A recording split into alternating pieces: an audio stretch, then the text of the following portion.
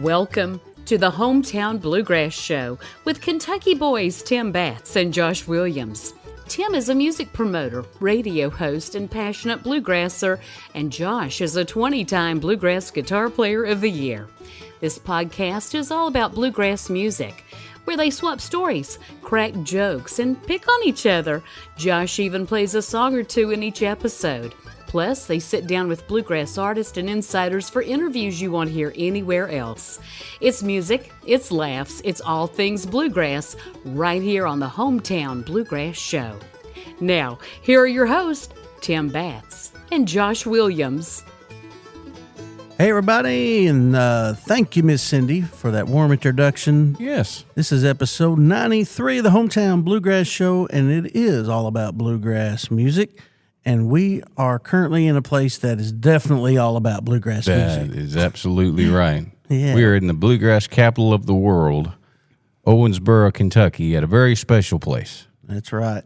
Yeah, Josh and I drove here today to the Bluegrass Music Hall of Fame and Museum here in Owensboro, and we are bringing you episode 93 from high atop the museum overlooking the beautiful Ohio River. That's right. Absolutely. So Adam Englehart, the director here at the museum, was super kind to invite us up here, and we are really excited to be here. We've looked around and toured the place and had a lot of fun so far, and we're here to see Dan Tyminski tonight. So yeah.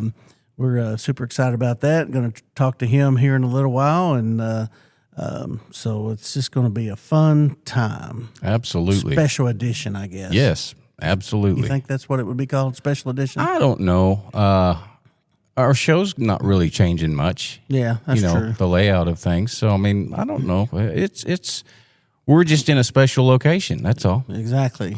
Hallowed grounds. It is a special location. I mean, if you've never been here to the Bluegrass Hall of Fame, I mean, what a place. I mean, you remember we were talking about this on the way up here, you know, when the IBMA Awards first started here, right? Back in a long time ago, and this is kind of where it all began. And this place, I need to find out when this particular facility was built, but I mean, what a beautiful place. I mean, it's unbelievable. It's really cool.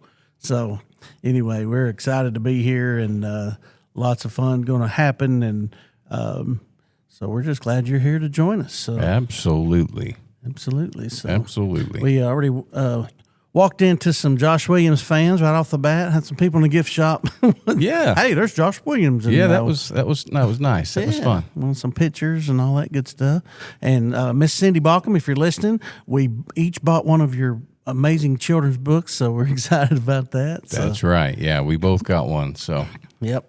So help out that wonderful cause that you do. And so if you missed that episode, she was last episode, 92, was our interview with Cindy Balcom, and such a sweet lady, and so glad to have her on the podcast. So. yeah, that's right. You know, I ended up seeing her at the Opry just a few nights later. Oh, really? Yeah, when I was playing the Opry with Rhonda last Wednesday. Ended up bumping into her there. She was there. Cool. So, yeah, it was cool to visit. Well, that is cool. Well, we love promote bluegrass music, obviously, but we're hoping we can partner with the Bluegrass Hall of Fame and do more to help promote the music through what they do here in Owensboro. So, Yeah, absolutely. super excited about that. Count me in on that, please. Absolutely, man. You're obligated. We rode together, so you're obligated. Oh, I guess that's true. Yeah, that's true. So anyway, I am not the driver. Well, unfortunately, we have some bad news to share. I learned that a good friend of mine, Mr. Jimmy Buchanan, great fiddler, he came to Nashville with Jim and Jesse years and years ago. And matter of fact, the first time I ever played with Jim and Jesse, Jimmy Buchanan was playing fiddle. Oh, yeah. And he wanted me to come up on stage and play Sally Gooden with him. And I was too scared to get up there and do it. Well, another band that was there was Petticoat Junction.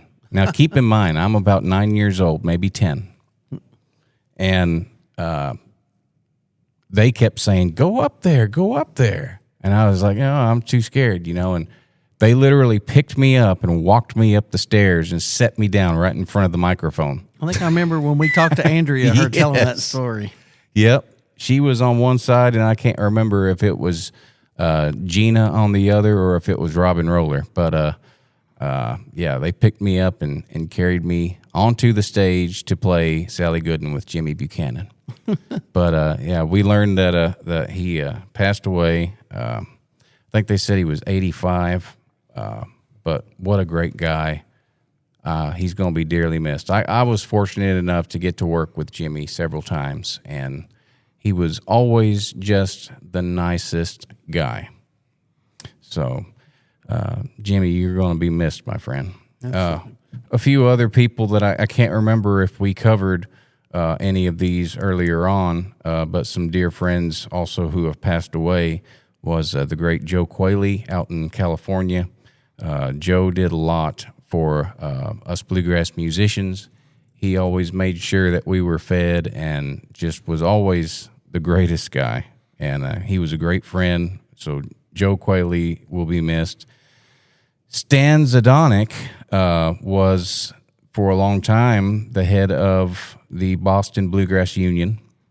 And he was a great guy. In fact, there was one time when I was still with Special C, we talked him to come into coming out on stage holding Greg's banjo, because he and Greg kind of favored a little bit, and it was pretty funny. So, but anyway, Stan passed away as well, and Stan was a great guy. And the last name I want to mention, I think we did cover this, was my friend Barry Palmer.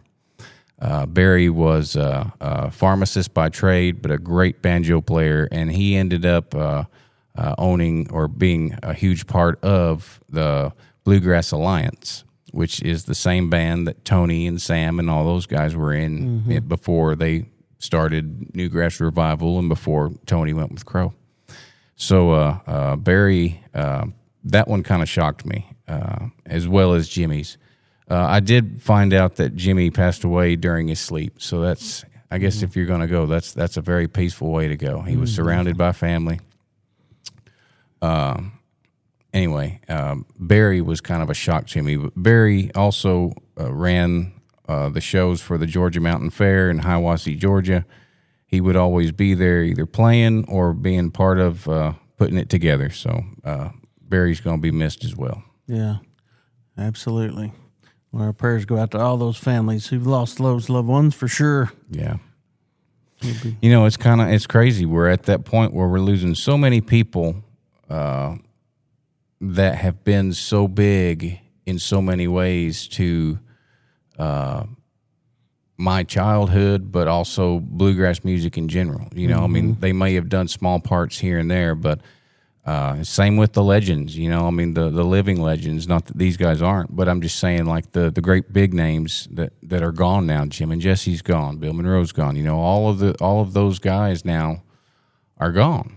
And it's time for us younger people to step up, you know, and carry this bluegrass. And, you know, I appreciate very much what Billy Strings does. He brings a lot of people in. I think we need to get those people out of the stadiums and into the festivals. I think would be the way to do that. I don't know how to do that, but it's a thought. Well, yeah, and we're trying. You know, you and I are involved in a couple of small local festivals there in Western Kentucky that we're trying to get going and keep that festival mentality alive. I know that's how you grew up, and that's how I got addicted to bluegrass music years ago, going to festivals, and that's where the fun is at. I Absolutely. mean, you know, I tell people all the time, you can get bluegrass music on you, but you don't get it in you until you're around it like that in that type of environment, and you get to listen to that music in person and then go meet the artist right after and all that stuff. No, that's There's something absolutely special true. about it. So Absolutely true. But we're doing that. The Bluegrass on the Bluff Festival at Columbus Belmont State Park in June the 6th, that Southern Legacy is going to be the headline group for that. And so, you know, that's a brand new festival that I started this year that we're going to hope to make it good. So you guys make plans to attend that. And then we do the River Folk Fest in Calvert City at first Saturday in October. And so that's right there at Kentucky Lake. So beautiful places to do those type festivals, but they're all over the country. There's a bunch of great ones. And so Yeah. find one close to you and go, or even if it ain't close to you, plan a trip. So and that's another thing that I've discussed with a lot of people. There's not near as many festivals as there. We lost the passing of Mr. Don Day, who for years and years did the Starvey Creek Bluegrass Festival. And he basically was going to retire, and the festival was going to go away. Thankfully, Aaron McDarris, who Rhonda's banjo player, who grew up going to that festival, stepped in and said, I don't want this festival to die. I will do my best to keep it going. And that's what he's doing. And thankfully, some festivals are being saved that way, because it's just, but we've lost so many festivals over the years just because, the people passed away from, they've done it for years and years. They passed away, and nobody's stepping up to keep these particular festivals going, So I know Spirit of the Bluegrass is kind of a way to try to keep, the Bluegrass Festival alive in Lexington. Appreciate Sammy Carr for doing that. But obviously you've got the great festivals out there, the ones that I consider to be some of the best. You've got Grass Valley in California. You've got Rudy Fest in Kentucky. You've got they're all over. What's some of them? There's several of them actually up in the Northeast, New England and whatnot. Jenny Brooks up there, Winterhawk. Well, no, Winterhawk's not a thing anymore. Excuse me, Gray Fox. So there's a lot of the big festivals still there. A lot of them are not strictly bluegrass anymore. So we desperately need to keep these festivals that we have going. That's a big part of bluegrass, and it's so much fun. Like, I don't understand why somebody wouldn't want to continue to have a place like that. Absolutely. Ernie Evans puts on some great festivals as well. And Ernie is awesome. So that's why we wanted to do that one at Columbus Belmont State Park. I think it's such a cool hand-in-hand relationship to have a festival at our state parks. It gets people to those places. They're such family-friendly places, and they're scenic, and history there is unbelievable. And, so I don't know. That's what I'm looking forward to seeing, is the history there. Yeah. Because of the stories from the Civil War and all that stuff, when they stretched the chain across the Mississippi River. It's right there. The singing's going to be right by the chain that they drug out of the river, from the Civil War. And, and we're going to have, I've planned not only, the band's playing, but I've got breakout sessions that are going to be done by Civil War era bands and historians about the music from that era, the bluegrass music and all that. So that's cool. Yeah. That's cool. I'm looking forward to that. Yeah. We're excited to have you guys, and that's going to be a fun day for sure. So pray for good weather on June the 6th. Yes, absolutely. But anyway, you mentioned Tony a while ago. As we were touring the museum earlier, Adam was showing us around. Talk a little bit about that guitar that they got on that new display there, that Tony's. Okay, so the guitar that's on display here is the California Autumn guitar. It was once owned by Hilo Brown, who played with Flatt and Scruggs, and was an artist in his own right. He had a very large pick guard on that guitar at one point when he had it, and when Tony ended up getting it, there was a few times that Tony played with the pick guard on there, but he was able to change the pick guards out. And there's interesting thing. I don't know if that neck, the neck has binding on it. Yeah, which is different than what a D28 would have. So I don't know if he added binding to it, or if that's a D35 neck that would be have the binding on it like that. Not sure about that part, but that is the album that he would have recorded 0044 on. The guitar. Yes, and California Autumn. During the recording of 0044, he had not yet gotten Clarence's guitar. Gotcha. And that's got the big sound hole too, right? Like the other one, or that one didn't have a huge sound hole. It did have some. It did look like it was bigger than the factory, because I saw it had a big nick out of it. Yeah. And that's the thing that I noticed too, was the big spot where it looked like the wood actually broke. Yeah. So I don't know I if wonder maybe if that was from his pick hitting it or if it just broke over time. I don't know. I wish Tony was still here to give us that history, because he could tell us everything about it. Yeah. Well, there'll be a picture of it on our Facebook page I'll post, so you guys be sure and check it out. It's pretty cool. There's all kind of great stuff here at this museum. It's just, we saw the headstock off Bill Monroe's lower mandolin where he carved out the name Gibson on there. Oh, yeah, the top plate, the ebony plate that they always put on top of the wood itself. Yeah. Where he scratched out Gibson when he was mad at him because they refinished his mandolin and he didn't want that. Absolutely.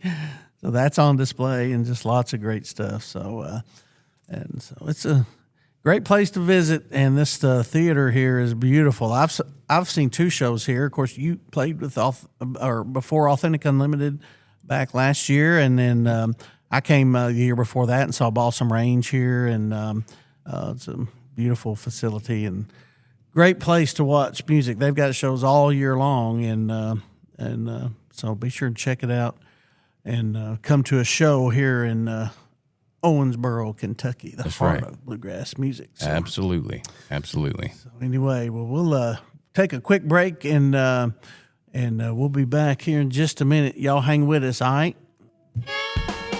Custom Automotive in Calvert City, Kentucky has been a family-operated business for over 50 years. When you call Custom Automotive, you'll talk to an experienced tire and wheel expert. They install wheels and tires on thousands of vehicles every year in addition to their online sales. Stop by and thank them for supporting bluegrass music. Custom Automotive, Highway 62, Calvert City, Kentucky, 270-395-7611. Or visit them online at customautoonline.com. Looking for expert insurance advice from a team that truly knows Western Kentucky? At Paducah Insurance Agency, we're more than just policies. We're your neighbors, helping you protect what matters most. With locations in Paducah and Benton, Kentucky, we offer home, auto, business, and life insurance with top carriers like Erie Insurance, all at competitive rates.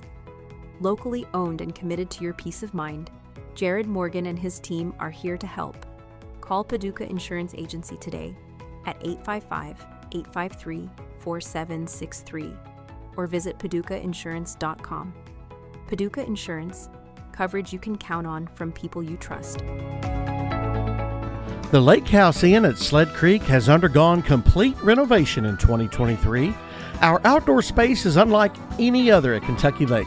With 2 in-ground pools, 18 rooms, and 4 cabins, we're just a stone's throw away from Kentucky Dam.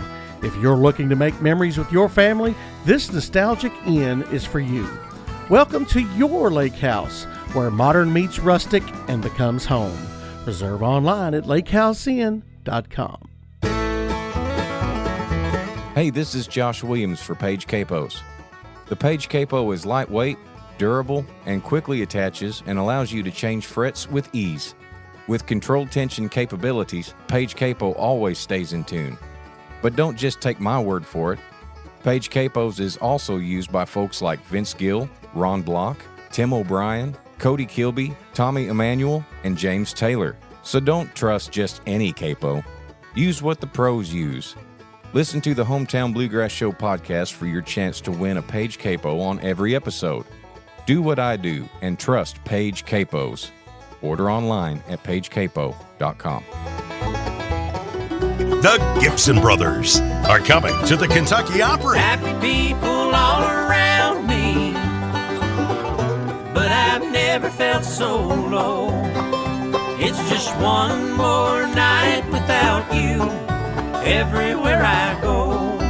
The Gibson Brothers, Saturday night, March 21st. Who makes me forget all the other girls I've met? Sweet little Miss Blue Eyes.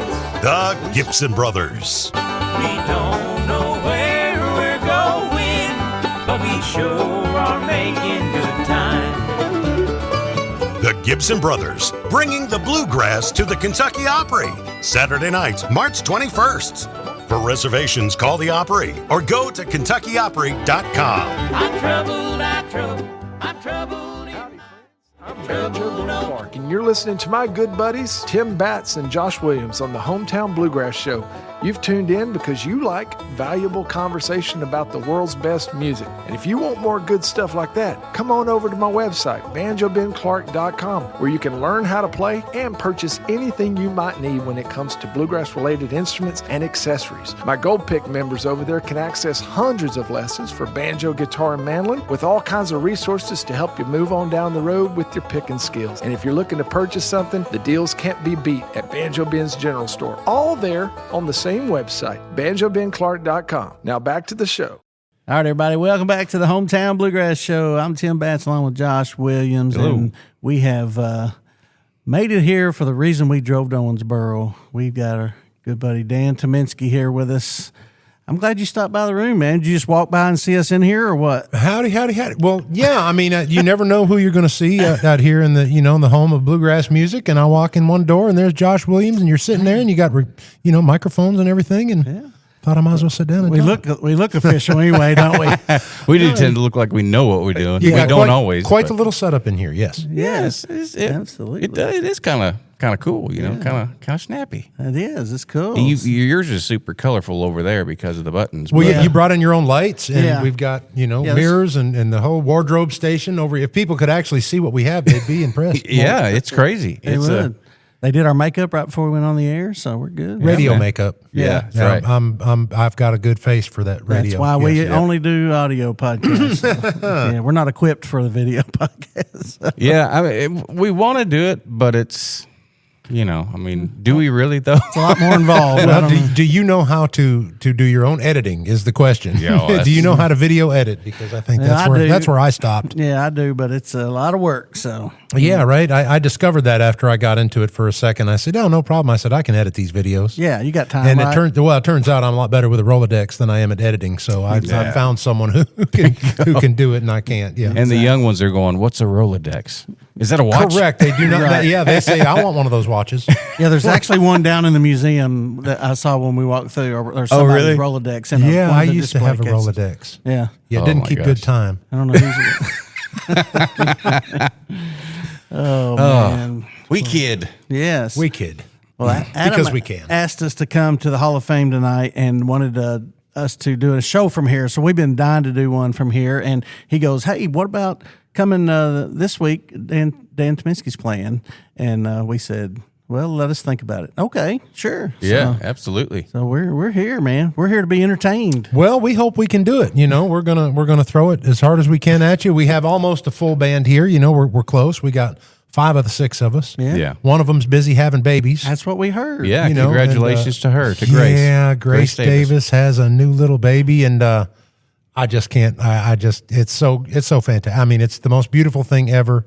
And I'm trying to imagine what it'd be like to have Jason Davis as my daddy. And I think he's going. No, I think he's going to be the coolest, best dad there ever was. Oh yeah, he will be. He's amazing, and there's not a person on this world to mess with that little one. They take a look at that mountain of a man. That's right. No, he's the best. He was one of the first people I saw today, and I told him congratulations, and he just went into, man, I'm worried about being old when she graduates. I mean, he's got a lot on his mind. Bless his heart. No, he was made for it. He's going to be the perfect dad. Yeah. Nobody thinks they can do it until they do it. You know that. You've Absolutely. Had you have no idea what to expect. You think you do, but you don't. Even if you've known people with kids, it's different when you have your own. Mm-hmm. And if you're ready for that type of, sacrifice and what it takes to do that, best experience you can ever have on this planet, period. Yeah, absolutely. Yeah. Next to bluegrass music. How old are your kids now? My baby is pushing 30 now. He's 29, if you can imagine. My baby now, it's the grandbaby's age now. We got 4 grandchildren and wow, and counting there, and they're growing up. The youngest grandbaby just turned 4. Wow. Yeah, the babies. That's 4. Where the fun's at, right there, the grandbabies. Man, the people have said it for a while, but it's true. The first time I got to play for about 30 minutes and then hand them back. What a treat! Exactly. what a treat! Yeah. When they come stay with you for a couple hours, and then you're like, "All right, y'all about ready to go?" Sounds good. Yep. No, it's the best ever. I don't get enough time with all of them. I don't. Well, actually, I'm closer here now. My 3 of mine live in Louisville, Kentucky. Oh, cool. And so I'm a few hours away from them, but we have one still that's close. So we see little man. Yeah, a little more often. Yeah. Well, good. That's good deal, man. Congrats. Oh That's man, awesome. we're still talking about Jason though. Jason and Grace, congrats on them, little baby Cora. Yes. She's precious, and she'll be selling merch for this band in no time. Guaranteed. We'll have her working. That's awesome, man. Well, I hope Grace is able to have a good recovery and come back out soon. She's doing great, and she will be back out and with a helper. Yes. Yeah. That's how you do it, man. That's how you do it. Absolutely. So I actually I wrote down some songs that I wanted to talk to you about. And it is from way back to now. The first album that I was ever introduced to you. Well, first off, like what's your history? How did you grow up and get involved in bluegrass? Oh man, I've told this story a bunch, and this is real easy for me. I had parents who were music fans that loved to go somewhere every weekend and hear live music, whether it was square dances, fiddle contests. Eventually, they ended up being bluegrass festivals, and that's when I started spending a lot more of my time, like full weekends. Yeah. But I just grew up with parents that were music fans and went to hear a lot of live music. So from as far back as my memory goes, I've been sitting front row, listening, watching them play live. That's awesome. That's awesome. And I heard the story that you told Kyle Cantrell about your brother coming home with he had 0044 playing, and I'm walking. He did. He literally pulled into the driveway with that with that record playing, and I was mesmerized. I was 12 years old. I was mesmerized, and I hadn't seen him in months because he was in the service, and I was very lonely to see my brother. But that music spoke to me. I sat out in the driveway and listened to that. That's awesome. Over and over and over again. And he played, and he played "I'm Walking," yes, indeed. And Crow took every banjo solo. Yes. Every time there was a solo, it was just banjo again. Man, did that turn me on! I just could not get enough. Still can't get enough of Let it. Ricky play about that much. Yeah, he got a little. Okay, he got a taste, and then he was like, "It's me, it's me again." I love that. That's so awesome. So it changed me forevermore. If I was 12, I went in, I told my parents I wanted a banjo, and I just, and I ground over a banjo, and right up until I needed to actually get a job with Lonesome River Band, I thought I was going to be on the banjo. Turned out my cards were in the mandolin. Yeah. That was one of the things that when I learned that about you, I was surprised by that. At that time, I didn't know you even played banjo. No, well, no one did. By the time I moved away and did anything that anyone, saw outside of my little circle in New England, it was all mandolin, and then, of course, eventually guitar, which I think the banjo for me, turns out, was my early training for becoming a guitar player. Yeah. I think you're a better guitar player if you have a sense of the banjo and how those parts work. It helps with your rhythm playing, and I think I was just being trained the whole time to and you hold the know guitar. where to put dynamics and all that stuff. I get that because as you understand the other instruments you're playing with, it's much easier to be able to know what to expect and how to complement it. For sure. Well, the first song that I wanted to talk to you about was and I assume this is probably your first record with Lonesome River Band, "Looking for Yourself." Yeah, that was the first time I'd been anywhere outside of New England and playing any music, and "Looking for Yourself" was probably the first song that probably got me noticed by Allison. I think that was the first one I remember them reaching out about, and when I first got my first offer to play with Alison Union Station way back when, it was the "Looking for Yourself" album. I mean, we had a situation to make this record where Tim Austin, who ran the Lonesome River Band at the time, had started his own studio, and he was actually, when I first joined the band, he was drawing the lines on his garage floor that he was going to put the walls up. I mean, he was right in the beginning stages, and we got to spend time in a studio that was our own, where we had we didn't have a clock on the wall ticking, making us have to stop. So we got to experiment. Of course, a lot of that stuff, we threw so much tape away, trying to learn how to use all that equipment. Right. But by the time we were done, to be able to have that much time in a recording studio, we kind of figured out who we were as a band and how to get the recordings done. And we were very proud of "Looking for Yourself" record. It went a long way for the Lonesome River Band, kind of getting their name out there to really, because they'd been out a bit, but that's where they kind of started going forward. And then by the time Ronnie Bowman and Sammy Sheeler joined, it was kind of full force from then, still kind of till today. Well, and you and Jerry Jerry McMillan had a great blend on that record. But once Ronnie came in and you guys did the Carrying the Tradition album, it was like you found that voice that Yeah, I think we came into our own. Again, now we'll have to go back to owning that studio and learning how to record. By the time Ronnie came along, we were much better at how to go about making those recordings and how to go about just every part of the process of making records. So I had a big advantage with Ronnie that I didn't have with Jerry, which was just the understanding of how to make stuff work in the studio. And of course, the same scenario with Ronnie. I mean, we did sound like we came from the same mother sometimes, because we spent a lot of time making sure every syllable was enunciated the same way. And I mean, I don't have his accent when I talk, but when I had the luxury of getting to hear everything he's saying. So when I heard him draw out a word, I got to draw it out the same way. So it's not an accident that stuff sounds the way it does. I mean, we took a lot of time to make sure that the nuance was the same.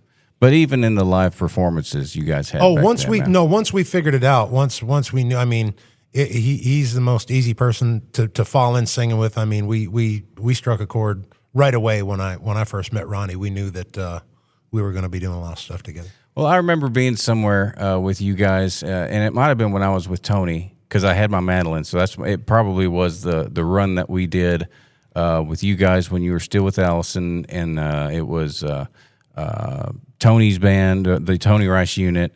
I think he had Larry Sparks there. It was like a big throw together thing, and I think Allison was the one that chose everybody to be there.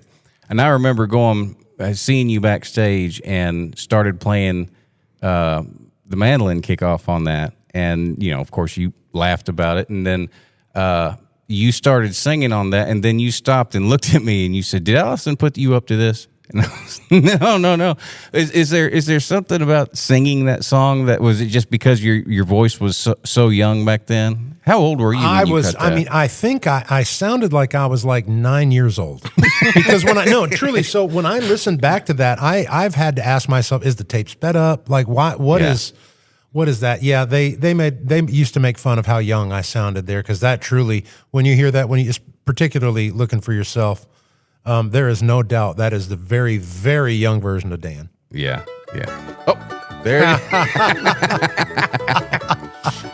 Yeah, and one of the funnest parts about that was when we did the Station Inn a few years ago and you played with us, we got to do a little portion of that song. We got to do a little portion of Laura Jean. That was fun, man. That was so much fun.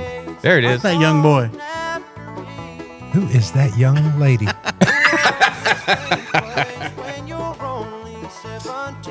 Oh, goodness. Oh, man. So, and I think she liked to make fun of me going, 17, 18. Yeah. I can't do it in that key anymore. I mean, I was obviously so young when I did that. But yeah, it's funny to hear, that much time between what you sound like now and that. I mean, we're talking ages ago. People have had whole careers and ended between when I've done that song and now. So yeah, it's fun. Still one of the greatest though, man. Carry Me Across the Mountain. That was kind of your breakout solo.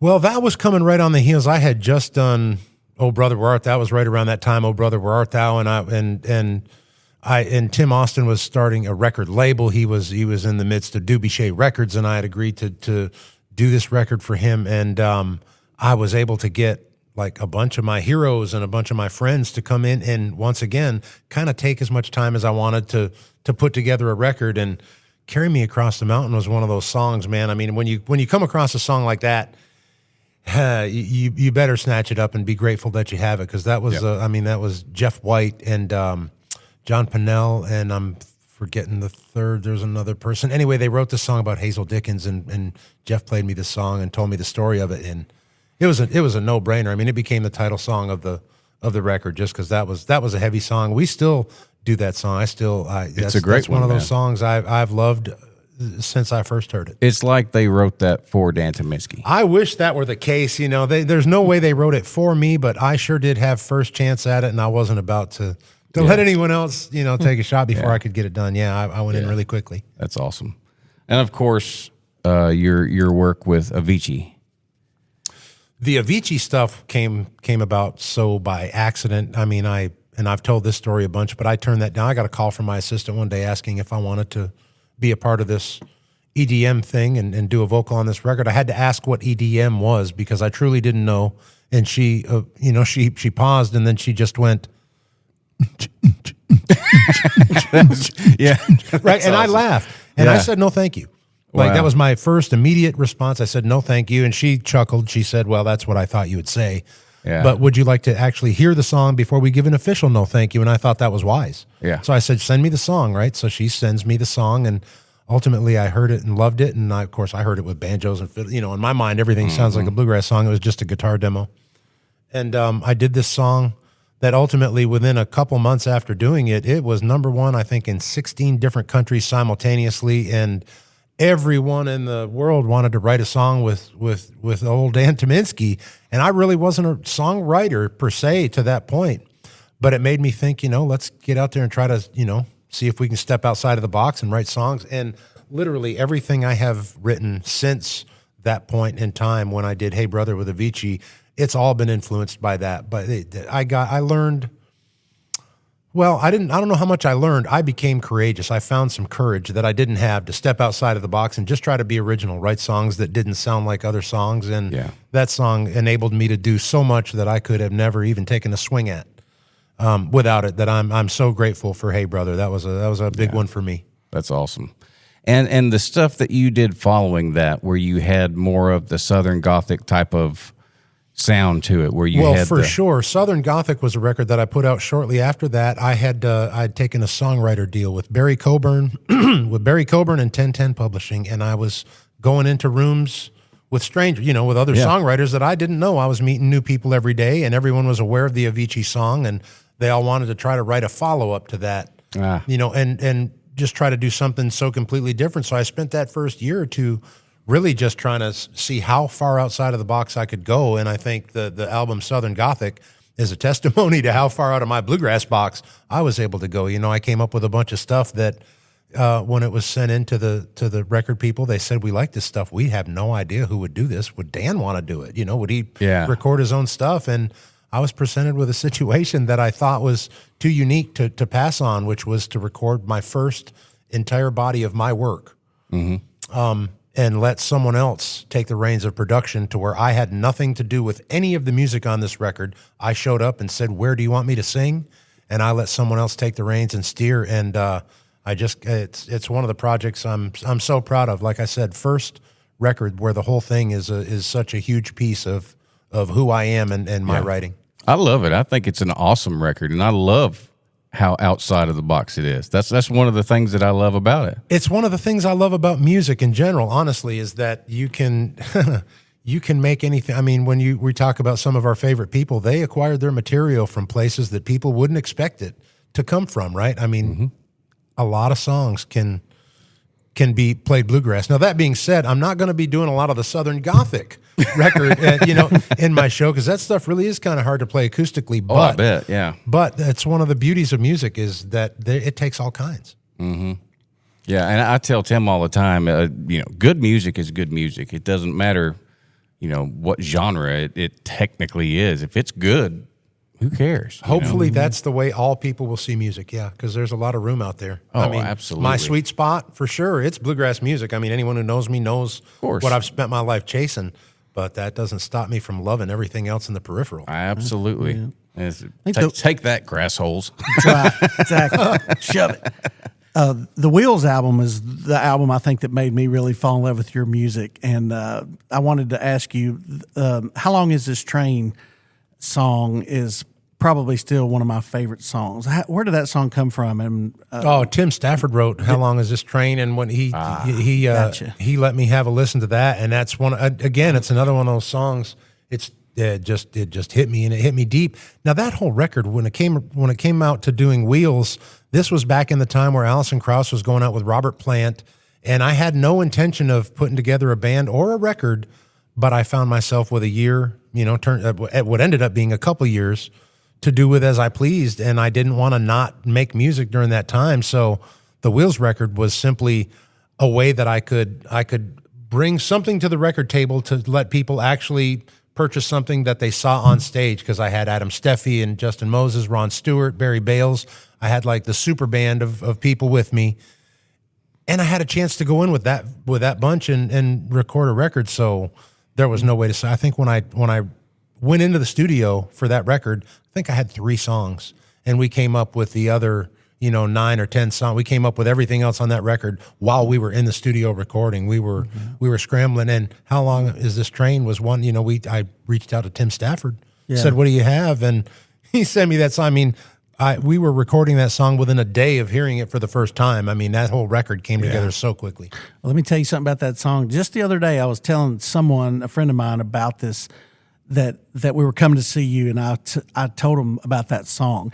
And I simply told him a brief story, spoke about that song, and it brought tears to my eyes. So, I mean, what a powerful song that you can tell somebody about a song and it make you cry. That when the story is like when the story is right, yeah, absolutely. That's again, music is beautiful for that reason. It's so packed with emotion that songs can take you places you can't get to anywhere else. Yeah, and Tim is also very good at capturing that. He has a gift of being able to. It's songwriting is tough. And to really capture an emotion that'll really sink deeply into someone, he's in that special category. Yeah. Oh, I thought you were talking about me. Oh, sorry. Tim Stafford. Were we Tim not? Stafford. Oh, you were talking Stafford. Okay. Well, yeah, him too. I thought you meant Tim Batts. Yeah, him too. Tim Stafford. He's a great songwriter. Yeah, I mean, I go back to my immediate thought goes to one of Ronnie's albums, the Midwestern Town. What have you lost? You looking for something? Oh, there it is. I was looking for my phone. I usually have it in my pocket. I was going to check. Nothing. I'm not looking for anything. Are you? It's no, we're good. Okay, we'll wrap this up pretty quick, so that way we don't want to rush you. So, I forgot what I was saying now. You said something about Midwestern Town. That's another song that he wrote. That's like that. That's like. Well, again, that's story that grabs you. Yeah, man, it's crazy. I mean, he did that. I'm trying to think of another song. The one about Carolina. Mm-hmm. Oh, geez. Think About You Every Day. That's another one of those songs. I heard that song from Tim, and I was like, oh, gosh, I got to record it. And I went into the studio. I recorded it so quickly. He contacted me after he heard the recording. He says, I really like the chord changes you made. I was like, wait, what? Yeah, I didn't quite understand what he was doing on the guitar. When you listen to his version, it's actually, it makes a lot of sense. Yeah. And it gives you a window into how silly I can be when it comes to thinking I know what I'm doing. We all do that, man. We all do that. And one thing I wanted to mention, you had enough confidence in me that when we lost Tony Rice, you called me and we wrote a song together. I knew you were one of the people that not only appreciated Tony for the greatness that he carried. I mean, I knew that you had a lifetime of influence from him, but you're one of the people that also traveled with him and knew him on the other side of that guitar pick. You didn't just know him through the songs he played. You actually got to spend time with him, and I wanted to share my morning with someone else who knew the man. And we had become friends by that time, and I knew that you were someone. I mean, when I first called you, I didn't necessarily know we were going to make it a writing session. It was at first just like, can you believe that Tony's gone? And then I had it in my mind that it would be nice to, I'd had a ditty I had been like playing ever from the moment I heard. I sat down and started doing this little thing on a loop in my brain. And then when you came, I went to the conversation we had about Tony and what he meant to us and what, and that people, as much as they knew, still didn't probably understand. That was one of those songs. I'm so happy that you wrote that song with me, that we got to work together. Is one of those songs I never ever wanted to write or record, but we kind of had to do it. Yeah, and somebody needed to. So I'm glad it was us. I can look back and say that I'm happy I did it, but through the time that was a very difficult one because even it's funny. And it's even parts of the song a little bit flipping in there. Like I tried to not make it so heavy, but that one's I can't play that song. I mean, I can't play it live. Yeah, that's one of the ones that are just I can't even try it. I was lucky to ever get through the recording of it, and people have asked for it. And even when I do solo shows, when it really makes sense, that one's so hard to get through because I mean, as you know, he meant the world not just to us, but he meant the world to the world. Mm-hmm. And that's still, that weighs on me too much to even think about the magnitude of that one. But yeah, the song we did for Tony, I'm very proud of and very sad for. Yeah, I'm proud of it too, though. I appreciate you asking me to be a part of that with you. So you have any new music coming out? I imagine. There's we're about to drop a video of a song that I did, just a solo. I did a one shot, one take, played it live, recorded it live. But we set it up to be a hopefully a nice moment. A song I wrote about my son. It's called "Smile When You're Alone," and I encourage people to come out and see any of the live shows. I've been doing it the live shows, and it was the process of playing it to people that drove me in to make a video of it. Probably more quickly than I would have otherwise. It got a lot of response. And if you have anyone in your life that you really do care about on that level, this hopefully is going to be a good one. And then, of course, we're going to follow that with, we've got a bunch of, serious music and party music and aggressive grass. And there's a lot of stuff in the chamber, but aggressive grass. The next thing that comes out will be a tender, one to sit back and listen to and contemplate the people you love. That's great, man. Get some aggressive grass for that ass. Well, we'll follow up with some aggressive grass. That's right. Well, Dan, this has just been awesome, man. Thank you for taking the time for this. Josh, anytime, buddy. I love what you do. I appreciate you both. Tim, you as well. Man, we're taking bluegrass to the people, and that's what it's all about. People are starting to. It's fun to watch it actually become cool again. Like, I feel like I've been doing this long enough where I've watched it kind of ebb and flow a couple times, and right now, man, bluegrass. You're seeing young people come out and get involved. It's awesome. Bluegrass is in a good state right now, so it's great to have you guys pushing it. Love it. And we are in the bluegrass state, so we're in the bluegrass state. Yeah, you hear the excitement in his voice when he said that. It's crazy. You know a bluegrass excitement when you can hear it. Oh, that's right. That's right. You changed my life musically. I want to say this before, and I've told you this before. It's not a big thing, but I want it to be out where everybody can hear it. You changed my life musically in a lot of ways. When I heard your mandolin playing, I wanted to pattern my mandolin playing after you. And a lot of your guitar work's been the same way. You've been one of those people like Tony was to you.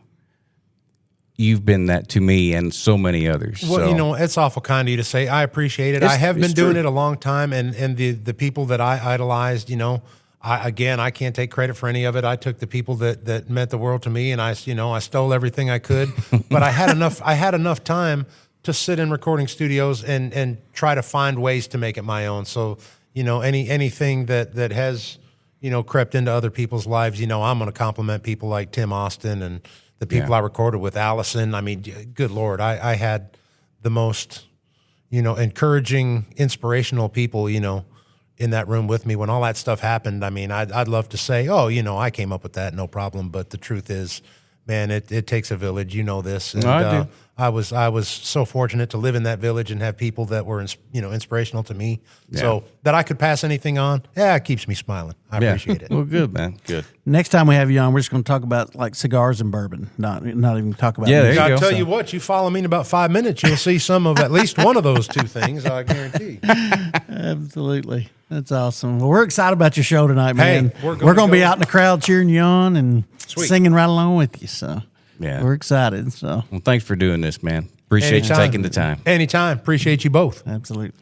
All right, there he was. Great talk, Dan Tyminski, right there. Just doesn't get much better than that interview right there. Wow, man, I love that guy so much. Yeah, what an influence on music just in general, but bluegrass music especially. But just a powerful man. So Very. Absolutely. So I never heard you say that he had changed your life musically. I guess I'd never really heard you say that part of it. So he really did. Like when I was a huge Sam Bush fan, and then I became an Adam Steffi fan, and I like what Dan said. I stole a lot from a lot of people, to try to find a sound, and I found Dan's playing, and it was always fun to play that way, and I don't know. I just loved his style, and yeah, he just did. He just changed it for me. It was, as far as my mandolin playing went at that time, it was almost like, what Tony did for my guitar playing. yeah, that's cool. Well, it's been a great episode. It's been a great day. We've had a blast here at the Hall of Fame in Owensboro.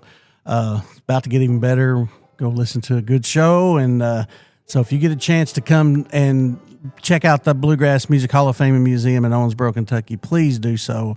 Adam Englehart and the whole staff here, just super nice and just an amazing place to see. Even if you're not what considered a diehard bluegrass fan, I mean, it's for anybody, you know. So Absolutely. Great shows, beautiful theater, and tonight it's sold out, and we're excited about being here for that. So check them out, the Bluegrass Hall of Fame and Museum. Check us out on Facebook. That's where the real cool stuff's at, on our Facebook page. Absolutely. The Hometown Bluegrass Show. And you can learn all about that at timbats.com and listen to all these episodes. So be sure and like and follow and subscribe us. And we give away That's right. stuff. We forgive away. We give away a Page Capo and a McEwen guitar pick in every episode. We just actually gave a McEwen guitar pick to Dan there, so he's going to try it out. So excited about that. But yes, check us out on Facebook every Friday morning when the new episode drops. And in there will be a question that you will learn the answer to in each episode. And all you got to do is be the first one to answer correctly, and you can win. So it's just that easy. So there you go. Anyway, great time, man. Always a great time. We appreciate you listening, and we want to hear from you. So shoot us a message. And just always remember, if you got time to breathe, you got time for music. We love y'all. Have a great day. That's going to do it for this episode of the Hometown Bluegrass Show. Thanks for spending some time with your hosts, Tim Batts and Josh Williams. We hope you learned a little and laughed a lot. Don't forget to subscribe so you never miss an episode from the heart of bluegrass. Until next time, keep picking, keep grinning. Tim and Josh look forward to seeing you down the road.